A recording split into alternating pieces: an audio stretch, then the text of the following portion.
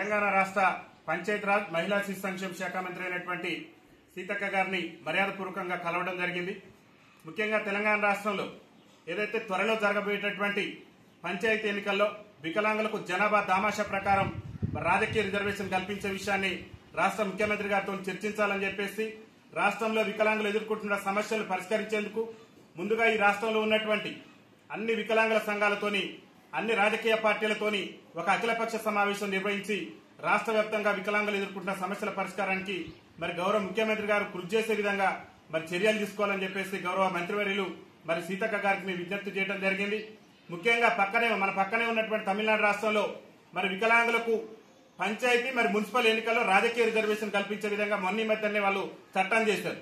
మరి కాంగ్రెస్ పార్టీ ఏమో parliament election సమయంలో ఏఐసీసీ ఎన్నికల మేనిఫెస్టోలో మీ మెజార్టీ పార్లమెంట్ స్థానాలు కనుక తెలంగాణలో గెలిస్తే ఖచ్చితంగా వికలాంగులకు స్థానిక సంస్థల ఎన్నికల్లో రిజర్వేషన్ కల్పిస్తాం. మేము గతంలో రాజస్థాన్, ఛత్తీస్గఢ్ లో గతంలో మా కాంగ్రెస్ ప్రభుత్వం అధికారంలో ఉన్న సమయంలో మేము రిజర్వేషన్లు ఇచ్చినాం.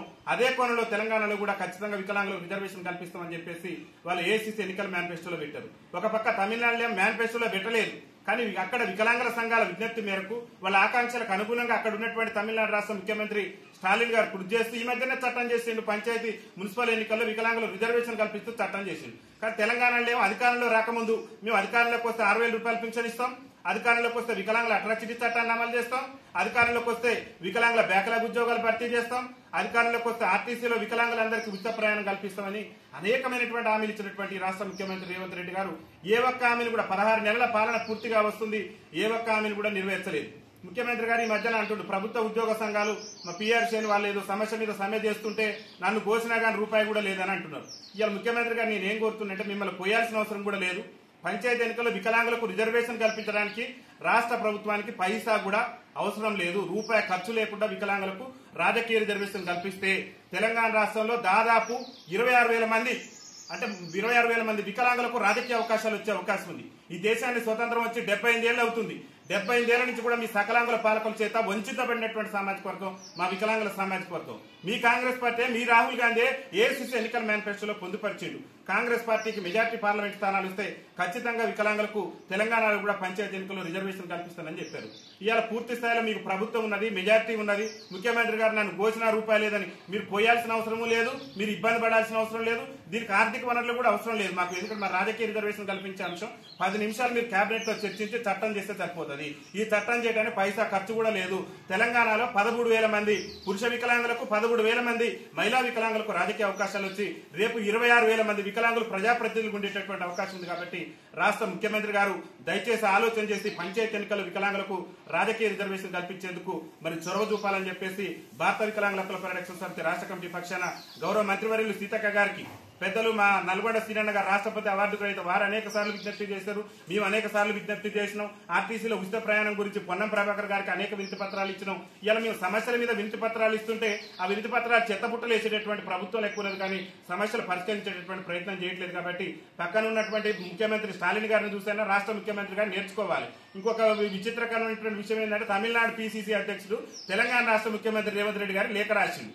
వికలాంగులకు పంచాయతీ ఎన్నికల్లో మీరు రిజర్వేషన్ ఇవ్వండి, మనం కాంగ్రెస్ పార్టీ చెప్పిందని చెప్పేసి తమిళనాడు పీసీసీ అధ్యక్షుడు రేవంత్ రెడ్డి గారికి లేఖ రాసినా కానీ ఇంతవరకు చలనం లేదు. పీసీసీ అధ్యక్షుడు మహేష్ కుమార్ గౌడ్ గారికి దగ్గరికి వెళ్లి మా వికలాంగులు గోడు చెప్పినాం, అయ్యా ఇది మా పరిస్థితి, మీ ఏఐసీసీ ఎన్నికల మేనిఫెస్టోలో చెప్పారని చెప్పేసి ఆ మేనిఫెస్టోకి సంబంధించినటువంటి విషయాలు కూడా వారికి చూపిస్తే నీ ముఖ్యమంత్రి గారికి లేఖ రాస్తానన్నారు. మరి ఆ లేఖ ఎడిపోయిందో ఆయన ఎడిపోయిందో కూడా తెలియనటువంటి పరిస్థితి.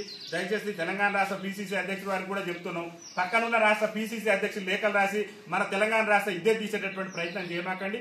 మీ కాంగ్రెస్ పార్టీకి చిత్తశుద్ధి ఉంటే తక్షణమే పంచాయతీ ఎన్నికల్లో వికలాంగులకు రాజకీయ రిజర్వేషన్ కల్పించే విధంగా చర్యలు తీసుకోవాలని చెప్పేసి మేము విజ్ఞప్తి చేస్తూ, తెలంగాణలో కూడా వికలాంగుల మీద దాడులు పెరిగిపోతున్నాయి. ప్రతి గ్రామాలలో కూడా మాలాంటి నాయకులు కూడా చోటా లీడర్లు, రాజకీయ నాయకులు అధికార పార్టీ అని చెప్పేసి పెత్తనం జలాయిస్తూ మరి ఇచ్చలవిడిగా కూడా దౌర్జన్యంగా ప్రవర్తిస్తూ వికలాంగుల మీద కూడా దాడులు చేస్తున్నారు. వాళ్ళ మీద కూడా చట్టపరమైనటువంటి చర్యలు తీసుకోవాలి. కేంద్ర ప్రభుత్వం 2016 వికలాంగుల హక్కుల చట్టం తెచ్చింది దేనికనంటే వికలాంగులు ఎవరైనా అవమానపరిచినా, కించపరిచినా వికలాంగుల హక్కుల చట్టం సెక్షన్ 92 ప్రాతిపదికన అనేకమైనటువంటి మరి ప్రాతిపదిక కేంద్ర ప్రభుత్వం 2016లో తెచ్చింది. కాబట్టి ఆ చట్టం అమలుకు కూడా సీతక్క గారు చొరవ చూపాలని చెప్పేసి మేము విజ్ఞప్తి చేయడం జరిగింది. వారు కూడా సానుకూలంగా స్పందిస్తారని మేము భావిస్తున్నాం. ముఖ్యమంత్రి రేవంత్ రెడ్డి గారితో మాట్లాడి తక్షణమే త్వరలోనే అన్ని వికలాంగుల సంఘాలతో అన్ని రాజకీయ పార్టీలతో అఖిలపక్ష సమావేశం నిర్వహించి స్థానిక సంస్థల ఎన్నికలతో పాటు మరి మున్సిపల్ ఎన్నికల్లో కూడా వికలాంగులకు రాజకీయ రిజర్వేషన్ కల్పించే విధంగా చర్యలు తీసుకొని ఇలా ఆర్థిక వనరులు సరిపోవట్లేదని అని చెప్తున్నారు. మీరే ఎన్నికల సమయంలో తెలంగాణలో ఆర్థిక పురోగభివృద్ధి సాధిస్తాం, ఆర్థిక పరిస్థితిని మెరుగుపరుస్తాం, తెలంగాణకు పెట్టుబడులు తీసుకొస్తాం, తెలంగాణ పారిశ్రామిక రంగాన్ని అభివృద్ధి పదంలో నడిపిస్తామని చెప్పేసి మీరే అమలు కానటువంటి హామీలను మీరు ఇచ్చారు. ఇలా అమలు చేయాల్సినటువంటి బాధ్యత మీ మీద ఉంది. ఇలా మమ్మల్ని నమ్మించి మా గొంతు కోసేటటువంటి ప్రయత్నం చేస్తే మేము కూడా సహించబోం. పెద్ద ఎత్తున భారత వికలాంగుల హక్కుల పరిరక్షణ సమితి ఆధ్వర్యంలో 6,000 పింఛన్ ఇచ్చేంత వరకు రేవంత్ రెడ్డి ప్రభుత్వాన్ని వదిలిపెట్టాం.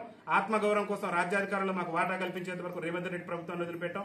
ఆర్టీసీ మహిళలకు ఉచిత ప్రయాణం ఇచ్చారు. వికలాంగులకు ఇచ్చేందుకు రాష్ట్ర ప్రభుత్వానికి ఉన్న అడ్డంకులు రాష్ట్ర ప్రభుత్వాన్ని పెద్దగా వచ్చి బడ్జెట్ పెట్టేది కూడా ఏం లేదు. కాబట్టి దాని మీద కూడా ప్రభుత్వం ఆలోచన చేయాలని చెప్పేసి విజ్ఞప్తి చేస్తూ ఈ అన్నింటినీ కూడా పరిష్కరించే విధంగా ప్రభుత్వం కృషి చేయకుంటే పెద్ద ఎత్తున భారత వికలాంగుల హక్కుల పరిరక్షణ సమితి ఆధ్వర్యంలో ఆందోళన కార్యక్రమాలు ఉధృతం చేస్తామని చెప్పేసి తెలియజేస్తుంది. వికలాంగుల ఐక్యత, వికలాంగుల ఐక్యత కల్పించాలి. పంచాయతీ ఎన్నికల వికలాంగులకు రాజకీయ రిజర్వేషన్.